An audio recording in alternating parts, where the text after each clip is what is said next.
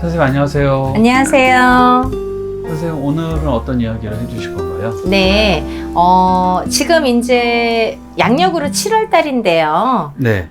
음력으로 7월 15일이 되면요. 우리가 백중이라고 하죠. 백중날이 됩니다. 네. 음력으로는 7월 15일, 양력으로는 올해는 8월 22일, 일요일이 되겠네요. 8월 22일 일요일인데요. 제가 작년에 이어서 백중제 행사를 이제 요번에 올해도 두 번째로 하게 됐습니다.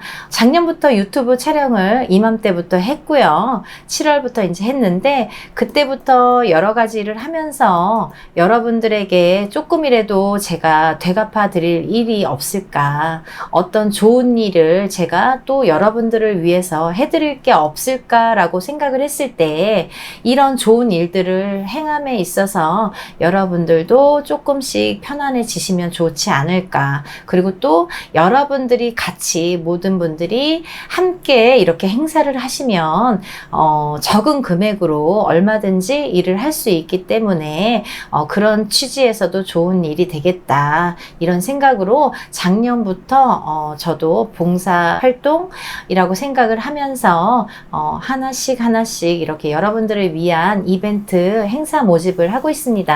그 중에 하나가 이제 백중제라는 건데요.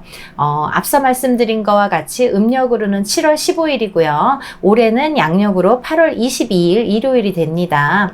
이 백중날은 어떤 의미의 날이냐면요. 여러분 백중이라고 들어보셨을 거예요.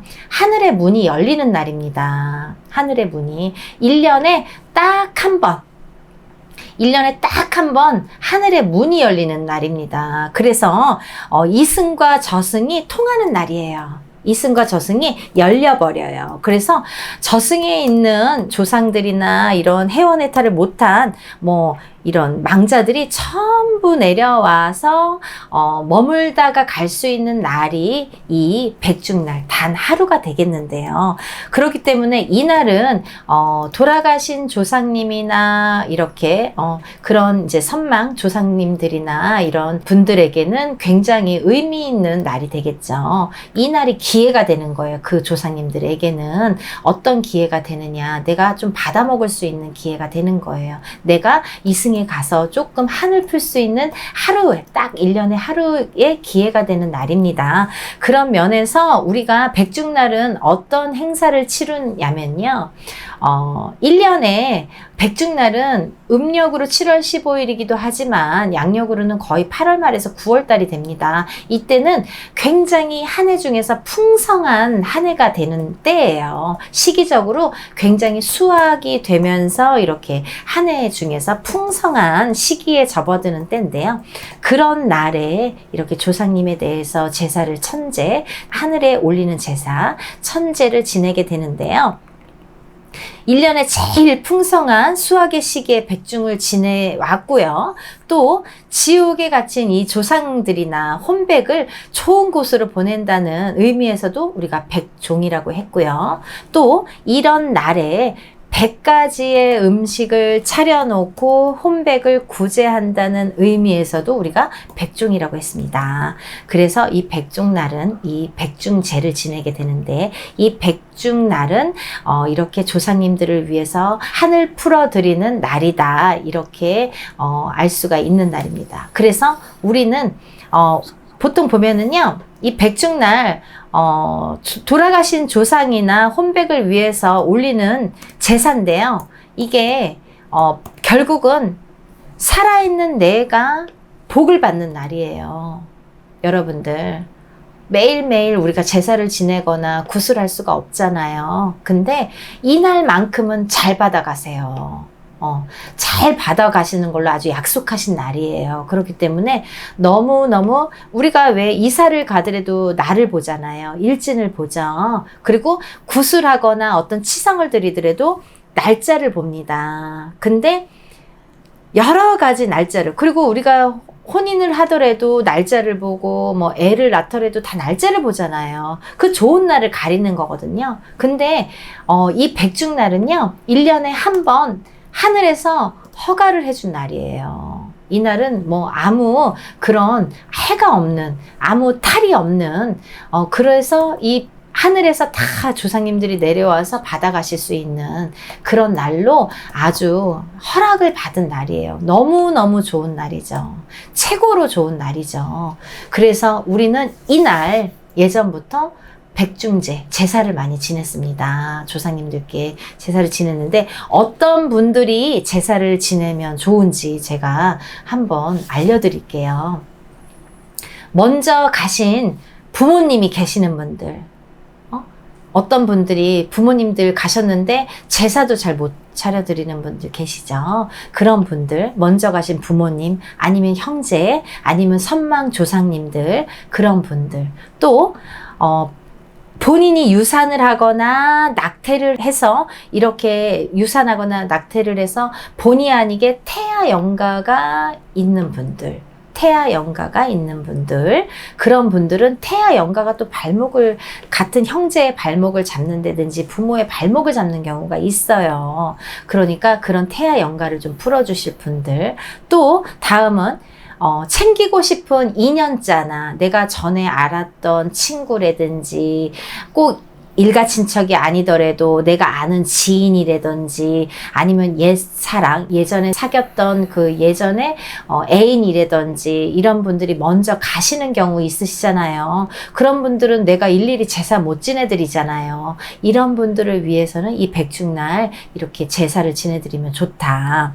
또 어떤 이제 가중에서는 뭐 종교가 달라서 아니면 제사를 지낼 사람이 없어서, 장남자손이 없어서, 우리는 딸만 5이에요, 딸만 3이에요, 아니면 무자이거나 친척이 또 해줄 수도 있는 거고, 이렇게 딸만 있거나 아니면 어떠한 사정으로 인해서, 집안의 사정으로 인해서 제사를 못 지내는 집안이 있으세요. 기독교에서도 못 지내고 딸이라서도 못 지내고 또 혹은 뭐 지낼 자손이 없어서라도 못 지내고 여러 가지 사정에 의해서 못 지내시는 분들, 그런 분들은 이런 날 제사를 지내면 좋다.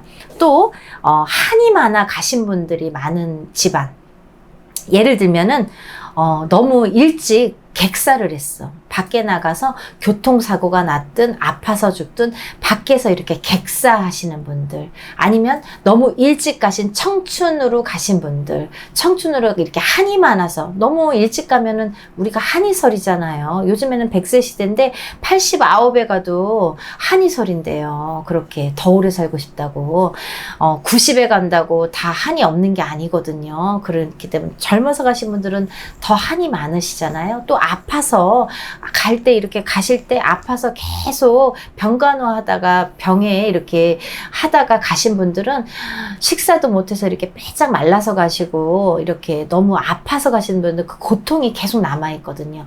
그런 분들, 또 밖에서 죽는 분들은 객사하신다고 하죠. 객사하신 분들. 이런 분들은 한을 풀어주셔야 되거든요. 이런 분들이 많은 가중들. 또 사고로 이렇게 가신 분들, 이른 나이에 가신 분들. 또 하나는 내가 고아이거나 부모 자를 몰라. 부모가 이혼을 했거나, 이혼을 해서 만약에 엄마랑 살았어. 근데 아빠가 죽었는지 살았는지 어렴풋이 아빠가 돌아가셨다고 하는데 그 아빠를 조금 제사라도 내가 밥 한 그릇이라도 떠놓고 싶다든지 이런 경우 있잖아요. 그런 분들, 그리고 내가 고아라서 아예 부모를 모르시는 분들, 그런 분들은 어떤 날 몇 시에 내가 언제 제사를 어떻게 지내야 되는지도 모르는 분들이 많으세요. 이런 분들. 또 조상의 반란으로 인해서 힘겹게 사시는 분들, 이 조상이 제대로 가고 조상이 제대로 해원해탈이 되고 해야 이 자손이 편한데, 이 조상이 제대로 가시지 못하고 이렇게 구천을 헤맨다든지 배가 고프다든지 못 잡수는 이 제사를 못 받아 드시는 분들은 반드시 후손에게 이런 영향을 끼칩니다. 어떻게 끼치냐? 반란으로 이렇게 자손들이 생활하기가 힘들게 만드세요. 그러니까 이 조상이 잘 가셔야, 조상이 배가 불러야 자손을 도와줄 수 있는 힘이 생기고 그런 능력이 생기는데, 조상이 뭐 해원해탈을 못하고 배가 고픈데 자손을 어떻게 도와줄 수가 있겠어요. 그래서 조상이 이렇게 반란으로 인해서 자손이 힘드신 분들, 또 이렇게 아까도 말씀드렸듯이 아들이 없어서 제사를 못 지내시는 분들이 있으세요. 그런 분들은 1년에 딱 한 번 이런 날이 기회죠. 백중날. 이 날이 기회입니다. 1년에 딱 한 번 제사를 지내실 수 있어요. 탈을 잡지 않는 날이에요. 탈을 잡지 않는, 하늘에서도 문이 열려서 탈을 잡지 않는 날이기 때문에 이 날이 기회다. 그리고 조상님의 이 한도 풀어드리고 넋도 달래드릴 수 있는 날이다. 또 그로 인해서 살아있는 내가 복을 받을 수 있는 날이다. 소원 성취를 할 수 있는 날이다. 이렇게 말씀드릴 수 있고요. 이 백중제를 통해서 이제 1년에 한 번 제사를 드리고, 또 여러분들이 하시는 일들이 이렇게 술술 풀릴 수 있도록 제사를 드리는 날이기도 한데요. 그 제사는 여러분들이 못 드리니까 저희 같은 사람한테 부탁을 하는 거예요. 그래서 저희가 이렇게 다 같이 합동으로 백중제를 합니다. 여러분 요즘에 뭐 절에서도 많이 하죠. 절에서도 합동으로 이렇게 제사를 많이 합니다. 근데 제가 비하는 건 아니지만 절법하고 무당법하고는 엄연히 다릅니다, 여러분. 엄연히 다릅니다. 절법하고 절에서 하는 거랑 우리가 무당이 하는 거랑은 엄연히 달라요. 어떻게 다르냐면요. 무당은요, 우리는 우리나라의 전통대로 합니다.